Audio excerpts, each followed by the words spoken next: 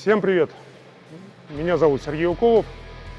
Это канал про фехтование в доспехах, обучение и про все, что этого касается. Мы почти закончили снимать ролики про базовую технику и чуть-чуть надо разбавить. У нас фехтование в доспехах, расскажу про доспех. Ролика будет два. Первый про доспех, в котором я выхожу в бугурты, и второй фехтовальный. Тот, который используется для триатлона, это щит-меч, паутерный меч и меч-баклер. Начнем с бугуртного. Как поступим? Буду постепенно раздеваться, рассказывать про каждую часть доспеха. Начнем со шлема, будем вниз спускаться. Буду рассказывать, почему эта деталь доспеха именно такая, из чего она сделана, там, сколько примерно весит.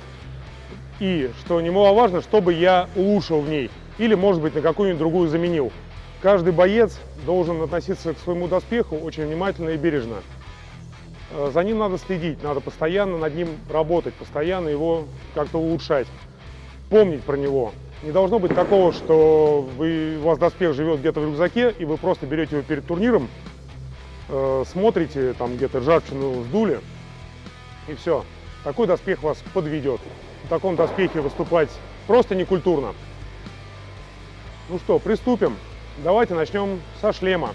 Их у меня тут парочка.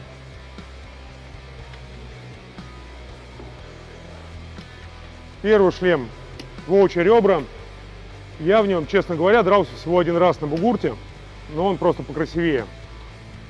Что в нем хорошо? Здесь прекрасный обзор, прекрасно дышится, хорошая защита. Это шлем из череповца, из бронестали. То есть в нем, в общем-то, ничего не страшно, кроме одного. Может случиться так, что вам решит горизонтально ударить в решетку топором, например. И до лица там далеко, но он достанет. Также относительно просто обычного шлема гораздо больше шанс, что вы напоритесь как-нибудь в борьбе в полу на выставленный конец фальшиона. Ну, это как обычная глазница, просто тут можно и разными частями лица напороться.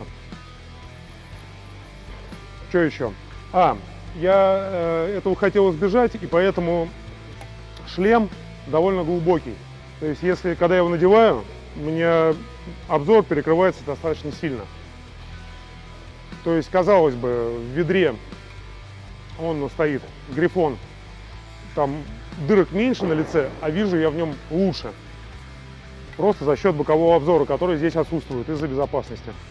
Нельзя делать на битве наций вертикальные дополнительные ребра, поэтому вот так происходит. Дальше. Про ремешки расскажу. Ремешков я тут просил мастера поставить побольше и покрепче. Потому что не раз такое бывало, что один ремешок расстегивается, либо рвется. Поэтому, по крайней мере, там должно быть два покрепче. Пожелание мое было, чтобы шлем оторвался только с головой и никак иначе. Потому что очень обидно, когда шлем слетает с головы, а вам туда еще и бьют. Неприятно. Решетка типа историчная, она крепится на верхней петле и не приклепана к бокам. Это, наверное, тоже была моя ошибка, потому что в погоне за историчностью эта решетка стала в 2 раза тяжелее. Очень мощные прутья, из-за этого вес немного смещен вперед. Сверху это просто тряпочка, 2 слоя льна. Это декорация, то есть это как будто вот прикрытие бармицы. Бармицы внутри нет, внутри стеганка, и на уязвимых частях шеи, на ключицах, на шейном позвонке титановые пластинки, чтобы не ржавели, чтобы были легенькие. Ну, вообще бы их надо побольше. Наверное, побольше и приклепаю сюда, если шлем не продам. Вот. Ну и красивая гербовая бармица. Не знаю, ну вот это был мой первый эксперимент с решеткой. Мне не очень понравилось, но надо еще попробовать. Это знаменитый украинский шлем Грифон, половина украинской сборной в нем дерется. Мне его в рекламных целях подарили, я про него ролик снял, на YouTube можно найти. Так что останавливаться не будем, шлем хороший, крепкий, я, в общем-то, в нем и дерусь. Битву наций отодрался в нем. В нем надежно. К шлему Грифон полагается вот такое оплечье. Оно страшное, очень. Ну, не историчное, это просто вот защита. На пластиковую можно заменить, по тряпочке скрыть. Но она очень хорошо прикрывает ключицы. Тут и дополнительное смещение, 4 слоя ватина и плотные пластиночки стоят. В ней относительно безопасно. Она некрасиво торчит сверху всего, поверх доспеха прыгает. Я его буду обязательно переделывать, но под ведро чего-то надо надевать на шею, без этого никак. Это простое оплечье, на него сверху нашито по бригантинному типу пластиночки.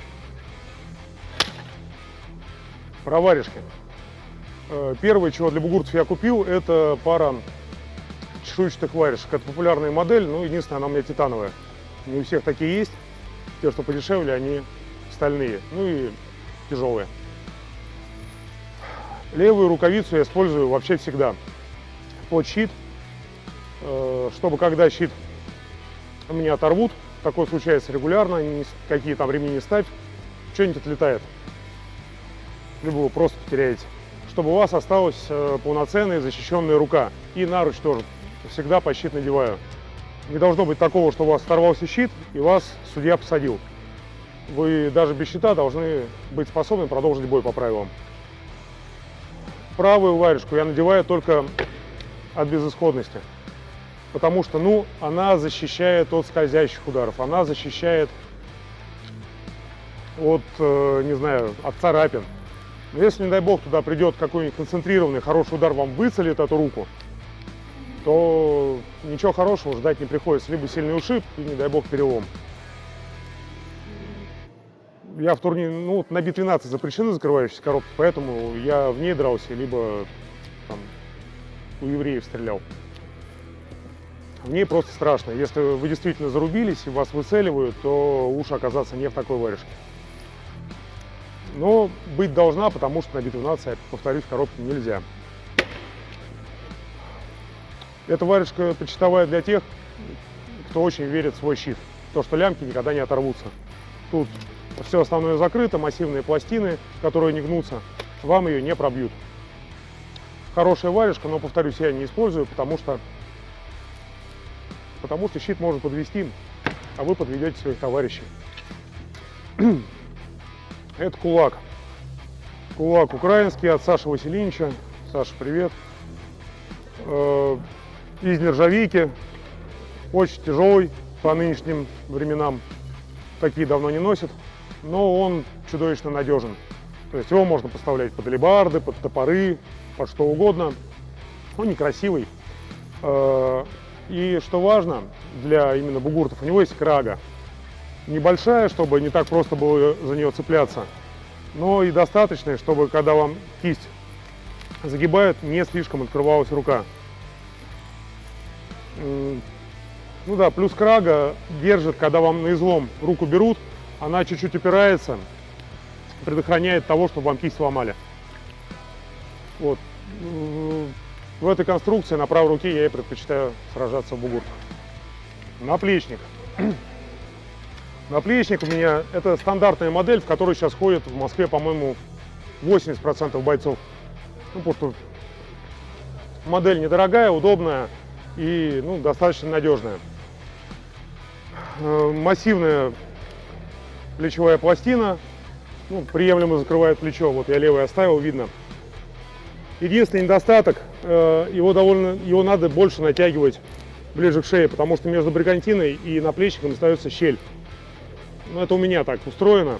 И спасает меня только бармица, либо оплечье. В остальном там довольно страшная дырка. Изнутри все это выглядит вот так. Видно? Две заклепочки. Это старая кожа стоит, пока еще не оторвалась. Здесь уже один раз отрывалась. Это новая кожа. Кожа с какой-то сиднушной тряпкой. По идее, это гораздо надежнее. Вот. Ремешки практически все на доспехе заменены не по одному разу. Все рвется. Эта запчасть не родная. Изначально ее не было. На наплечнике. Это я его удлинял. Наплечник у меня изначально был коротенький. И здесь образовывалась щель. Все видно? Наплечник, там защита плеча должна быть всегда такая, чтобы она заходила при любом положении руки на налокотник. Она должна на него опираться, чтобы когда вы руку опустите, вы смогли встать к противнику полностью защищенной рукой. Если там будет дырка, уверяю, там постоянно выцеливают где-то рядом с налокотником. Пытаются сюда попасть, Вы должны быть уверены, что когда вы повернетесь боком, распрямите руку, подожмете чуть-чуть. У вас здесь пластина все закрывала. Вот. Собственно, у меня на подоспешнике есть такие пластинки, это я пытался компенсировать. Ничего не помогало, мне так по ним не попали ни разу. А по руке попадали. Ну, с наплечником, наверное, все. Тут все просто. Это просто железка, единичка каленая. Налокотники. До того, как я начал драться на полуторных мечах, налокотники у меня были без лепестка. Без лепестка драться можно, но очень больно. То есть я не на бугурта лепесток сделал на налокотнике, я сделал его еще на полуторных мечах. Потому что руки стоят, и вам постоянно сюда попадает. Поэтому лепесток у нас обязательная запчасть. Дальше. Ну вот история вот этого цветочка. Цветочек не просто так, вот он уже помятый, а раньше его не было. Раньше мне примерно на сантиметр вогнали этот вот пик выколотки налокотником, вогнали его в локоть. Его не пробили сильно, потому что я потом подоспешно покажу, там все специально устроено. Но дырка была знатная. Поэтому приклепали вот такой цветочек поверх. То есть это вот так вот выглядит. Все, и цветочек умудрились вмять, это его чего управляли. Здесь самый тонкий металл, чего не делали. Он каленый, все равно его пробивают.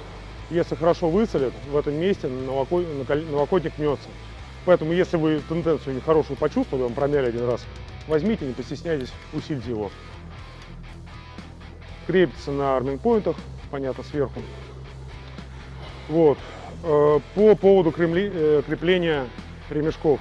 Обязательно 2 заклепочки, с одной отрывается. Это раз. Потом, тут есть следы того, что переставляли ремешки. Вот 2 заклепки, ремешки стояли повыше. За счет того, что и здесь с этой стороны тоже. За счет того, что ремешки стояли повыше, не стягивалась рука, он не прилегал плотно. И поэтому крутился. То есть ремешки лучше ставить туда поглубже, чтобы больше охват был за руку. Тут есть еще вот такие вот дырочки. Раз дырочка и 2 дырочка. Это не просто так дырочки, это когда у вас отрывается пряжка, когда у вас отрывается ремешок, когда у вас вырывает заклепки. За налокотник постоянно, надо понимать, дергают. Вас в этот раунд сажают, зато в следующий вы выходите, привязав через вот эти вот дырочки проволочкой. То есть у вас, получается, он висит на арминг-поинте и на проволочке. Вот, еще лайфхак, идея для стартапа.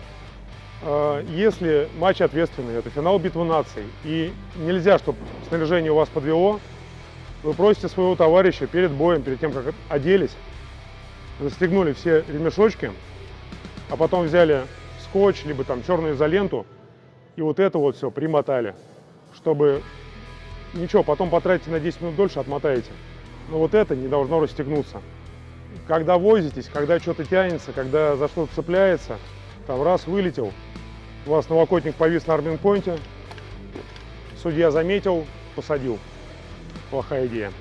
На налокотнике все. Наруч. Наруч совершенно обычный, ну вот красиво выкрученный. Анатомичный, на петлях. Петли каждую срубали минимум по 2 раза, и это уже там 3-я их реинкарнация, но этого не избежать. Тут железяки, но это понадежнее просто. В общем, наручи страдают, наручи постоянно требуют ремонта.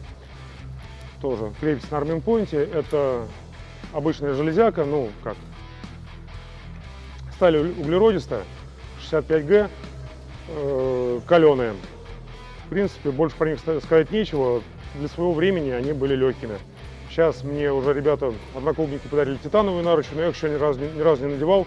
Они абсолютно такие же, только титановые. А дрался я все время вот в этих. Бригантина. Одно время очень популярная в Москве.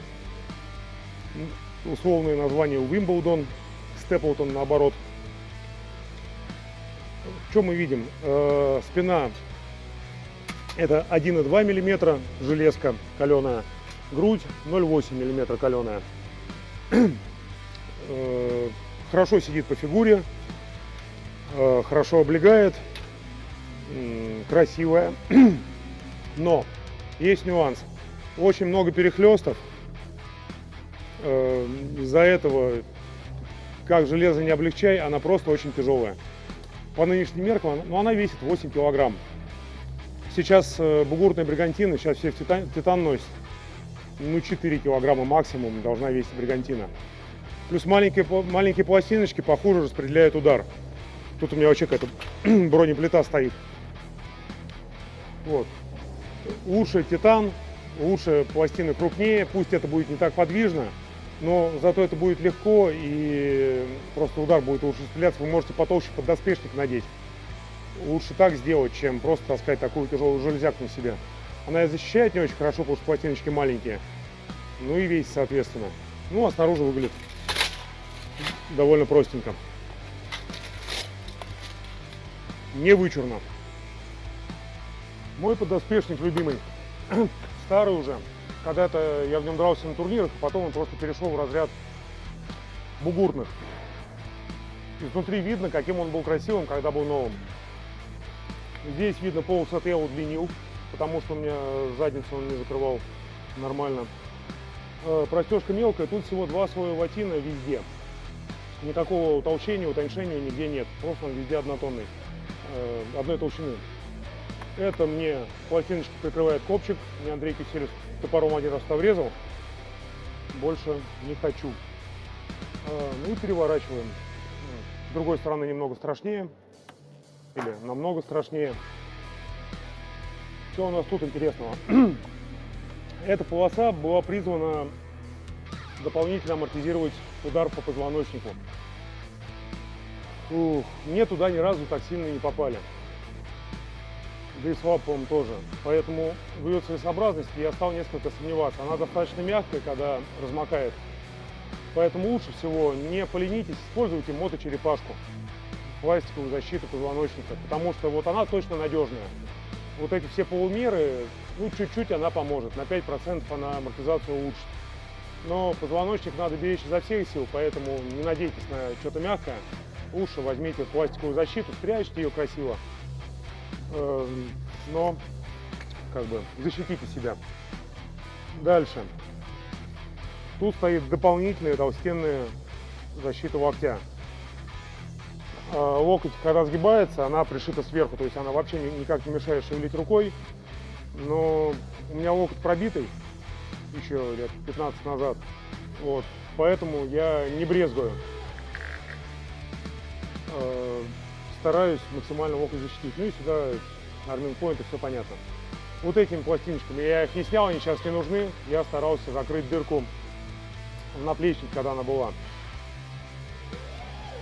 Вот эта вот запчасть, это то, без чего никакой поддоспешник полноценным, нормальным считаться не может.